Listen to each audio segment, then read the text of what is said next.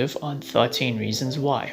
So 13 Reasons Why is a Netflix original teen drama based on a novel of the same name by Jay Asher. It ran for 4 seasons and consisted of 49 episodes, premiering in 2017 and ending in 2020. So I'm going to be discussing the history of the show very briefly, along with my personal thoughts on the series as a whole, and then I'll look at each season individually, as well as a small ranking at the end. And if you haven't watched the show yet, then maybe do so first because this video will contain major spoilers. So that's your warning. Now, if you just want to jump straight into my analysis of season 1, then just go to this time on the screen and you'll be fine.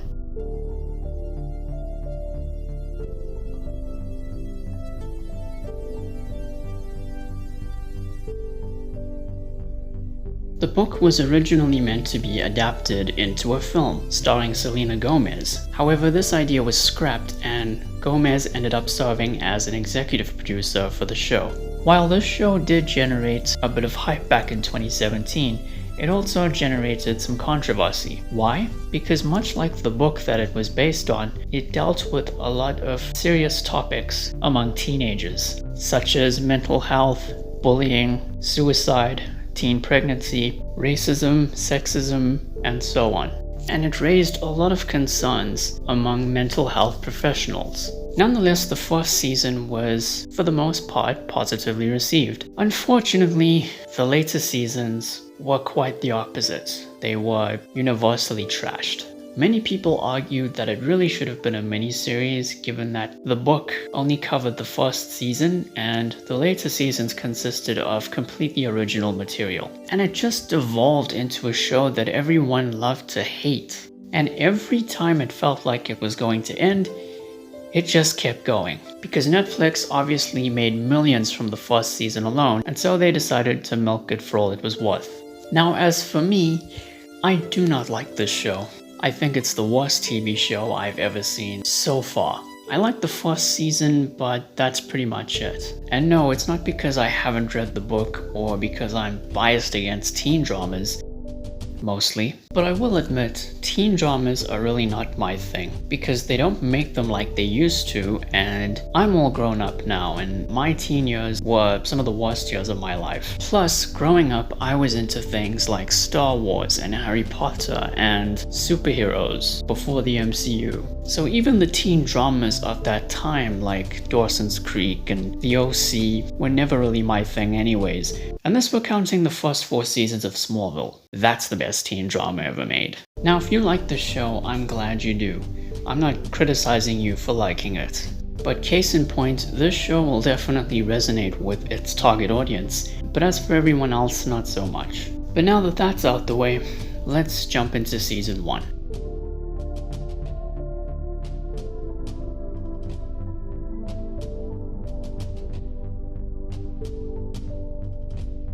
So season 1 centers on the aftermath of Hannah Baker's suicide, and she left a box of cassette tapes behind that she used to record her reasons for choosing to take her own life. And she holds 13 people responsible for her decision, one of whom is the show's main protagonist, Clay Jensen, played by Dylan Minnette. And he spends the entire first season listening to these tapes because they were delivered to him, so that the audience can go on the same journey as him in finding out why she did what she did. This is a very refreshing concept for a TV show, and I also liked the format that came along with it. There are 13 episodes, and in each episode, Clay listens to one tape centering on one person. The story utilizes a non-linear structure. Aside from what's taking place in the present, there are also flashbacks centering on Hannah and her interactions with all of the characters who are mentioned on the tapes. And the lighting in these flashbacks is a little brighter and a bit more vibrant in terms of color, so it's easy to distinguish the past from the present while watching. The flashbacks are also very well interwoven with the present, and that's largely due to the clever directing. Yeah, regardless of what you thought of the show, the directors did their job with flying colors. The show also has a pretty cool title sequence accompanied by a memorable opening theme composed by Eskimo, who also composed the show's score, which I actually found to be pretty enjoyable. And while I'm not really a fan of the kind of music you find in modern teen dramas, the songs that were licensed were actually not that bad, at least for me. Some of them were really cool. Now, as far as the characters go, regardless of how everything played out for them, the actors did a terrific job, especially for their ages. So first of all, we have Clay Jensen. Clay is a high school student who had a crush on Hannah Baker while she was still alive. And as the season progresses, he becomes increasingly obsessed with finding out the truth on the tapes, especially when it comes to his tape. In many ways, I can actually relate to Clay because Clay is very, simple, down to earth, very quiet. He's not like the jocks or the nerds or, stuff like that. And fun fact, Dylan Minnette, who played Clay Jensen, may look familiar because he was in a couple of movies and TV shows prior to this one of which being Prison Break, where he played a younger Michael Scofield via flashbacks. Yep, this kid was in Prison Break, folks. Then you have Hannah Baker, played by Katherine Langford. So Hannah is a very polarizing character, not only on the show, but in the book as well. I haven't read the book, I should have mentioned that at the beginning of the video, my bad. Her rather poor characterization in the book was apparently improved upon in the show, but either way she's still very polarizing. There are things I like about her and things I don't like, but for now we'll just talk about the good stuff. We'll put the bad stuff aside for now. That comes later. The high school that all of the characters go to is Liberty High. I should have mentioned that earlier as well. Again, my bad. But she struggles to adjust to what is arguably a very unsympathetic high school environment. And due to her interactions with many of the people on the tapes, she becomes somewhat of the laughingstock of Liberty High, and ultimately this is what drove her to kill herself. On paper, this sounds good. The execution is a little bit muddy, but again, we'll get to that later. Her friendship with Clay was really fun to watch, and I also like the fact that she pretty much nicknamed him Helmet because he's always riding on his bicycle with a helmet on because he doesn't have a car yet. Then you have Tony Padilla. Tony is Clay's best friend and tries to help him cope with Hannah's death. Tony is hands down one of my favorite characters on the show. He's very retro, based on his attire and the car he drives. He's into cassette tapes and stuff like that. And I also think he had one of the best character arcs throughout the entire show. Then there's Jessica Davis, who starts attending Liberty High around the same time as Hannah. The two of them, along with Alex Standall, form a friendship of their own, but things don't go smoothly as the season progresses. Alex is often sarcastic and tends to be blunt most of the time, but he still cares about the people around him regardless. His father, Bill Standall, is a deputy sheriff, and if he looked familiar to you if you watched the show, that's because he's played by Mark Pellegrino, who you may remember as Lucifer from Supernatural. Let's not forget Justin Foley, Jessica's boyfriend in the present, and a close friend of Bryce Walker, who I'll get to in a bit. He comes from an abusive family and starts out on the show as not only Bryce's best friend, but also Clay's worst enemy. And I liked the idea of him being the first person to really set Hannah's downward spiral into motion. It was a good starting point for him as a character, and his development throughout the show was incredible. I just don't like what they did with him in the final season. We'll get to that later. Tyler Down is a shy and severely bullied student at Liberty High and the school's photographer, which sounds cool, but it often gets him in trouble, especially when he takes stalker-like photos of his female classmates. But in the end, he's a very well-intentioned guy, and I can actually relate to him in some ways. Then you have one of the major antagonists of the show, Bryce Walker. Bryce comes from a rich family and is also the captain of the school's football team and a pitcher on their baseball team. He is close friends with Justin, Zach, and Monty, but as the show progresses, that doesn't necessarily stay the same. Then there's Montgomery de la Cruz, aka Monty. another major antagonist. Monty is a vicious bully and is arguably even worse than Bryce, though he has his reasons for it, and this is explored later on in the show. Zach Dempsey, who is friends with Bryce and Monty, is the most kind-hearted individual of the three. He has a very strict mother whose expectations of him are quite high, but that doesn't stop him from enjoying the journey of high school. And there's a few others who I'm not really gonna delve into, like Courtney Crimson, Ryan Shaver, Marcus Cole, Sherry Holland, and Sky Miller. They're interesting characters too, but if I talk about them in detail, we're gonna be here all day. I like the fact that the season begins with a disclaimer from various cast members about what the show deals with, and if you're dealing with the same issues, then the show might not be for you. Well, at the time of watching it, I was, so I thought, let's see how the show tackles these issues. And if you're a teenager who's interested in watching the show, maybe watch it with an adult. And props to this season for at least trying to tackle topics that were considered taboo at the time, I guess. So yeah, props to them for trying, even if it didn't always work. And the finale did a great job for the most part in rounding the story off to a close, while also setting up plot points for season 2.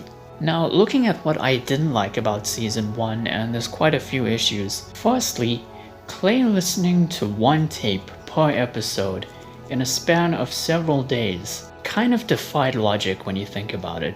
Whereas in the book, he apparently listened to each and every tape in one night, which made far more logical sense. I get that he has panic attacks every time he listens to a tape, and in between each tape he feels the need to confront the characters who the tapes revolve around about their affiliations with Hannah, but it all feels like a cheap tactic just to drag the concept out to 13 episodes. The second thing is Hannah herself. Hannah is a very, very frustrating character. I get that she was teased, exploited, bullied, harassed, and eventually raped by Bryce Walker, and it felt like there was no one that she could reach out to about all of this, but it still doesn't feel like it was enough for her to justify taking her own life. And I think all of this could have easily been fixed if something happened in her family. Let's just say hypothetically Hannah had an older brother or sister, someone that she could look up to her entire life, and then maybe that sibling dies somehow. It would obviously change her life forever. I mean, how would you feel if you were in that situation? And then have to move to a new school and then deal with everything that Hannah dealt with. It just felt like something was missing, something extra needed to be added to all of those things. And sometimes she came off as less of a victim and more of an emotional, manipulative brat, I guess. I say this because I felt like there were some people who did not deserve to be on the tapes. Specifically, Sherry, Clay, and Kevin Porter, the school's guidance counselor. I mean, she had the perfect opportunity to tell Kevin that Bryce had raped her and she didn't take it. Why? I don't know. So yeah, Hannah as a character was somewhat underwritten. And the last thing is just a few nitpicks here and there.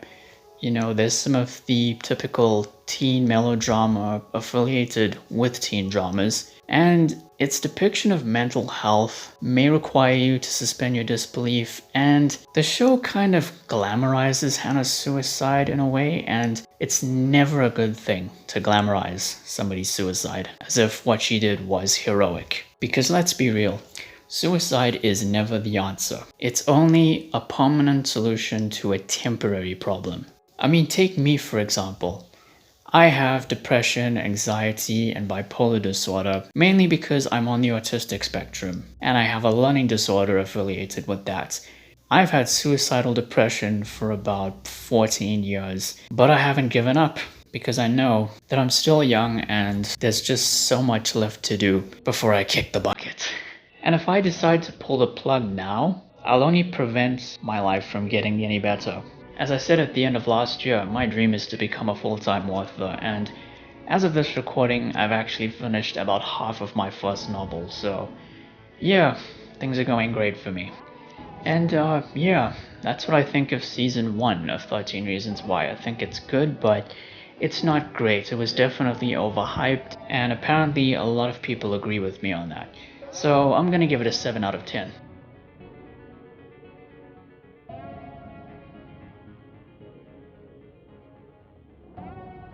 But wait! There's more! Hang on to your seat, baby! Cause this one's a screamer!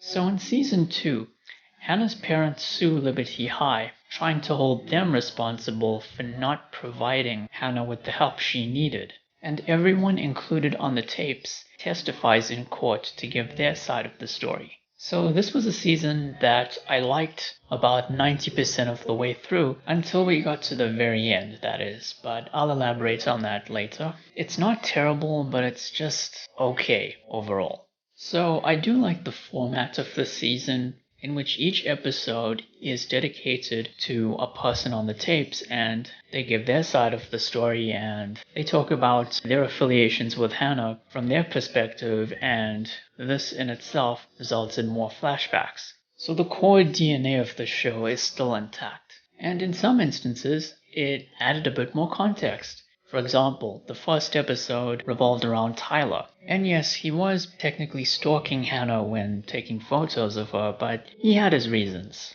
You know, as I mentioned earlier, he is very well intentioned. So as far as the characters go, Clay is in a relationship with Sky Miller, but he's also seeing hallucinations of Hannah's ghost. At first I assumed Clay had some form of schizophrenia, but really it's all just in his head, you know, he's kind of imagining that she's there. And as for the court case, while he does want to see Hannah's parents get justice, he also has to contend with the fact that his own mother, who's an attorney herself, is being tasked with defending the school. About 5 months after season 1, Jessica is torn over whether or not she should go public with the fact that Bryce raped her in season 1. Even though Alex committed a failed suicide attempt at the end of season 1, the resulting brain damage has caused him to lose his memory of it. Justin has gone missing in the time since season 1, and Clay and Tony set out to find him. Tyler starts hanging out with an edgy, gothic, cynical kid by the name of Cyrus. They embark on a smear campaign against bullying at Liberty High, but things of course get out of hand when they start playing around with guns and stuff like that. This was an interesting way to bring up the issue of gun control in America. Personally, I'm not sure whether to support or oppose gun control because it's a very touchy subject and there are consequences to both sides of the spectrum. Tony now spends most of his time running a garage, but he's also interested in pursuing a boxing career. This is of course the season where he meets his boyfriend Caleb, and at the very end, thanks to Bryce, his family gets deported. In the 5 months since season 1, Hannah's parents have been going through a lot, yet they still vow to work together in order to get justice. Now as for Bryce, he's in a new relationship with a girl named Chloe, and of course, being one of the people on the tapes, he'll have to testify in court. Of course, as we all know, he made up a bullshit story about how he was the victim in that scenario. But thankfully, Clay and a few other characters found the box of Polaroids of photos taken with old Polaroid cameras, and based on these photos, it's clear that Bryce had raped several other girls aside from Hannah and Jessica, including his own girlfriend, Chloe. The inspiration for this clearly came from the Me Too movement and the allegations against Harvey Weinstein. That, as well as the whole gun control thing that I mentioned earlier, made this season very relevant for its time. And I also liked the ongoing mystery as to who was trying to silence the characters. And of course, it turned out to be Zach all along. Now moving on to the stuff I didn't like. Firstly, the idea that there's more to Hannah's story than just what was on the tapes feels like a cheap tactic to continue the show. I mean, there are some pretty important details in the flashbacks that we get that just make you wonder, gee, why didn't she put this on the tapes? It doesn't make sense, you know? Another problem is that some of the things that are added to Hannah's story either feel forced or they don't really do anything to strengthen her motives for killing herself. You know, for example, she tried reaching out to Justin even though he humiliated her at the beginning of season 1. She briefly got back together with Zach and even had sex with him, which felt forced when you think about it. And the thing is, Hannah's story in season 1 was fine as it was. It wasn't perfect, but all these additional details, again, felt forced and contrived and unnecessary. There's bits and pieces of melodrama I couldn't stand. And then of course, there's the finale. Now I like the finale, but it does have a few problems. You see, everything was going well, right up until the last 30 minutes or so, when they start leaving threads dangling for another season, and even the final scene itself. While I am glad that Clay managed to stop Tyler from committing a school shooting, the transition from season 2 to 3 feels very, very rough, because it ends the way that it does, with Tony getting Tyler out of the area, leaving Clay with Tyler's gun in his hands as the police are on their way. Then when they started promoting season 3 with the trailers, that's when they decided to establish that Bryce Walker has been murdered, which in itself made me wonder why they even bothered to end the season on this final scene. I would have liked it if after Clay had stopped Tyler from committing the shooting, we get a scene of Bryce being killed, and then the season just ends there. I think it would have made more sense to do that. So overall, this wasn't a terrible season, but in some ways it didn't need to exist, and it was a bit misguided in some areas, so I'm gonna give it a 6 out of 10.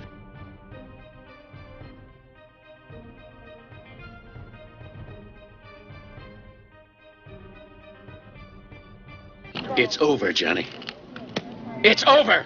Nothing is over! Nothing!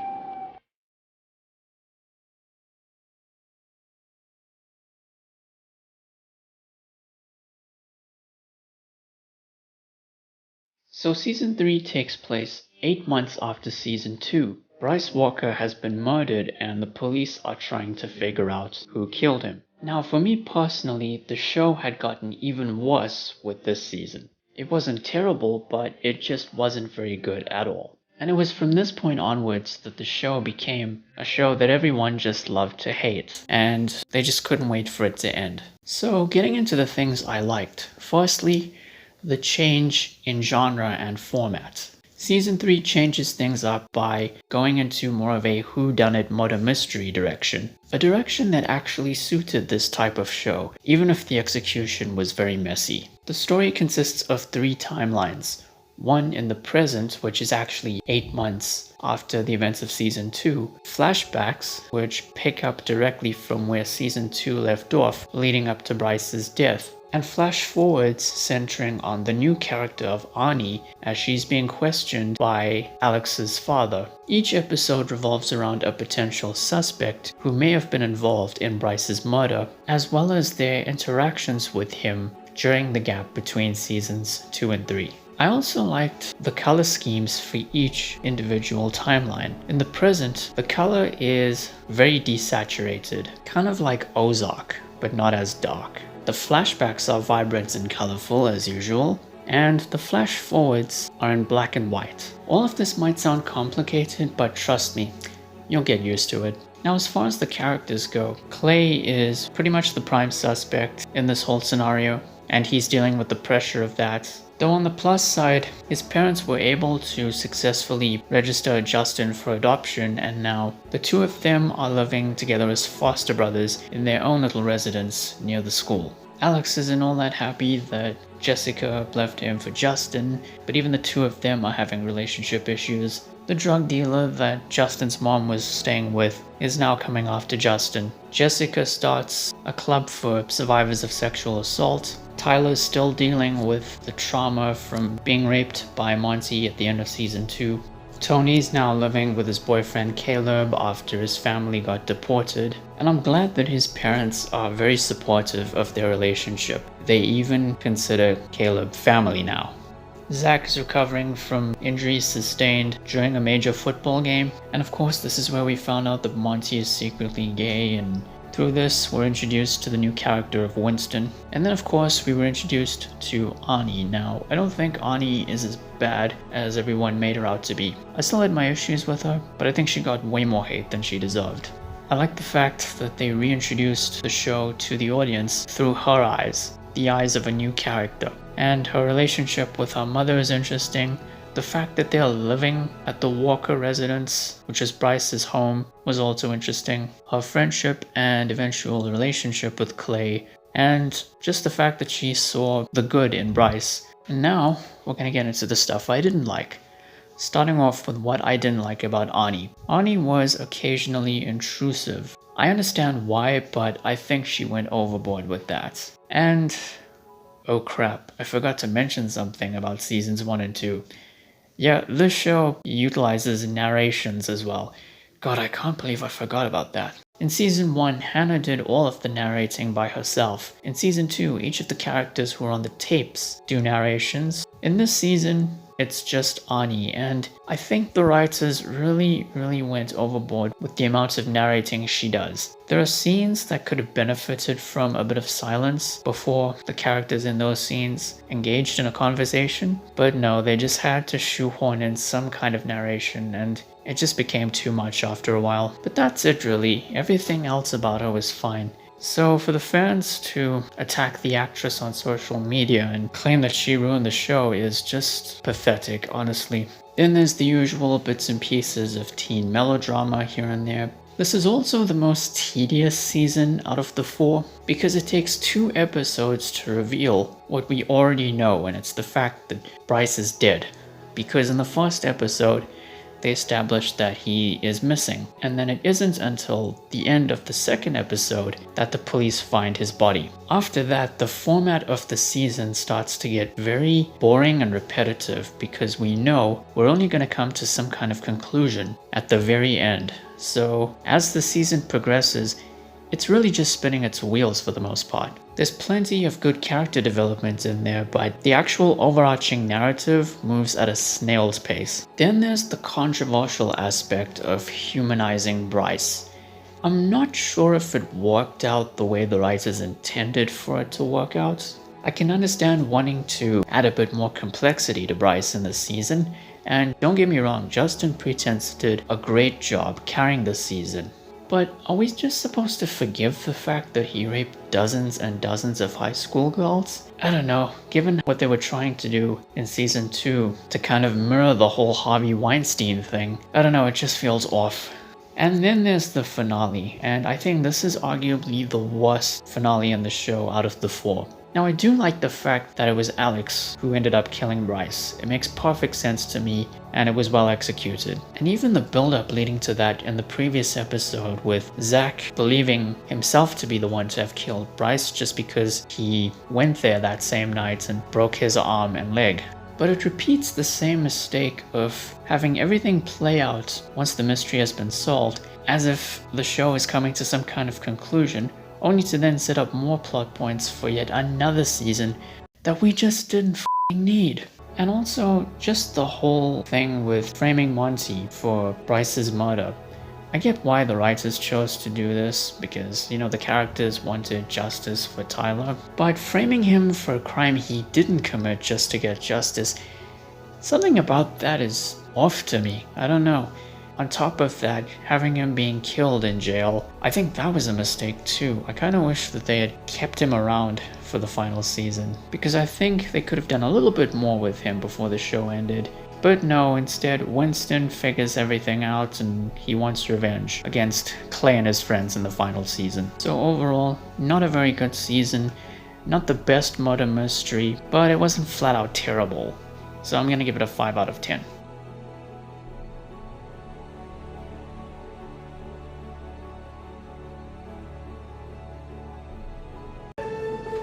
Clark, I think you've done enough damage. Why don't you leave? I'm not done yet! Yep, it's not over yet. We've still got one more season of this show. Oh, let's get this over with.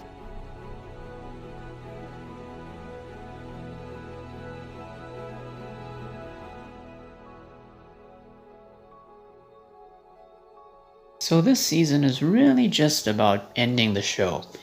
And all that really happens is Winston wants revenge against Clay and his friends for framing Monty at the end of season 3. This final season was terrible. In fact, I think it's easily one of the worst final seasons in TV history. But at least after this, there were no more seasons. So there's very few things that I can say I actually liked about season 4. You know, like the production values, the music, and the performances, especially that of Dylan Minnette. Bless his heart, he tried with the material he was given, even if it wasn't very good.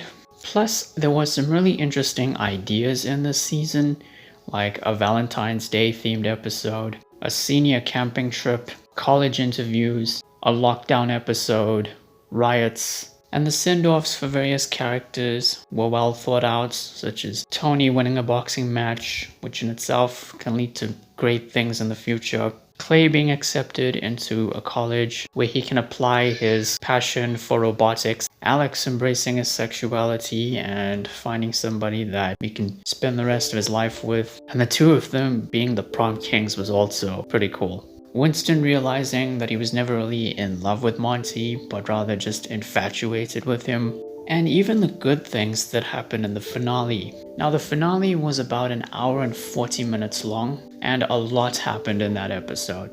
The graduation speeches, the interactions between the characters at the basketball court, the brief return of Hannah, the guest appearances of Courtney and Ryan, and the final scene with Tony and Clay driving off to their future. These were all the good things in an otherwise disastrous final season, at least in my opinion, because there's a lot of stuff that I did not like about this season. Firstly, the core DNA of the show has seemingly vanished, because instead of spending 13 episodes unraveling some kind of mystery or some kind of secret, we're stuck with 10 episodes. Imagine that, they couldn't even come up with 13 episodes. That's how out of ideas they are. And there's kind of a mystery, but not really. You know, the characters are being stalked by someone who knows what they did to Monty.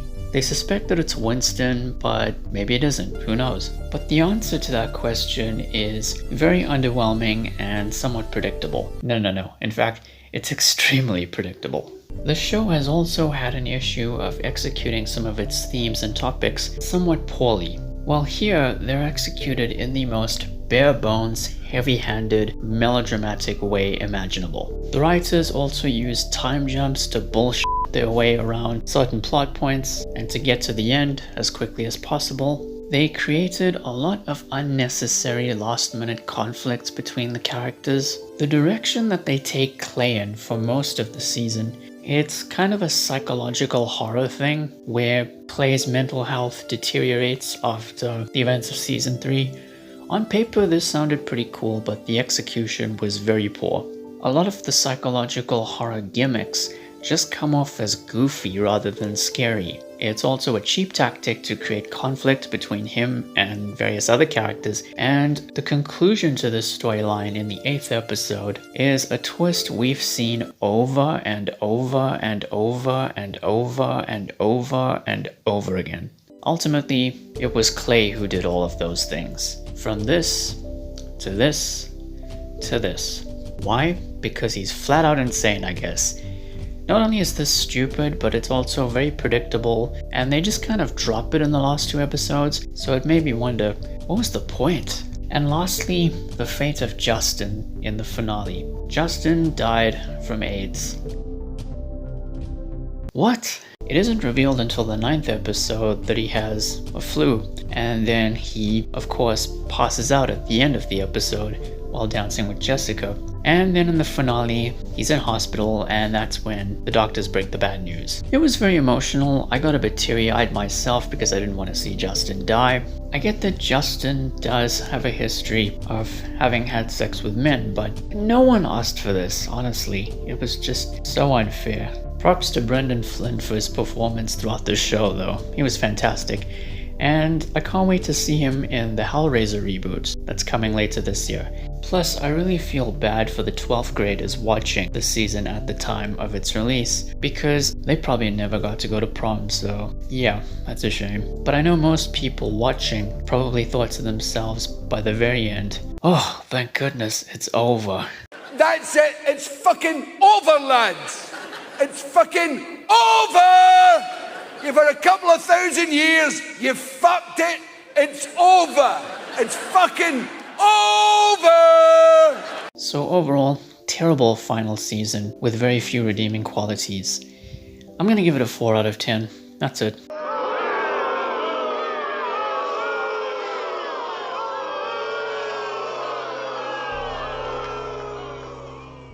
So yeah, that was my complete retrospective on 13 Reasons Why. Now for a quick ranking. Season 4, then Season 3, then Season 2, and then Season 1, being the only season that I actually like. And yeah, that's it guys. I don't know why I chose to review this show, honestly. But anyway, it's done, it's out the way. Next time we're gonna jump straight back into my Game of Thrones retrospective with a review of Season 4. So thank you all for watching. Please be sure to like the video, share it and subscribe. Hit the notification icon. Be safe during this time, and I'll see you soon.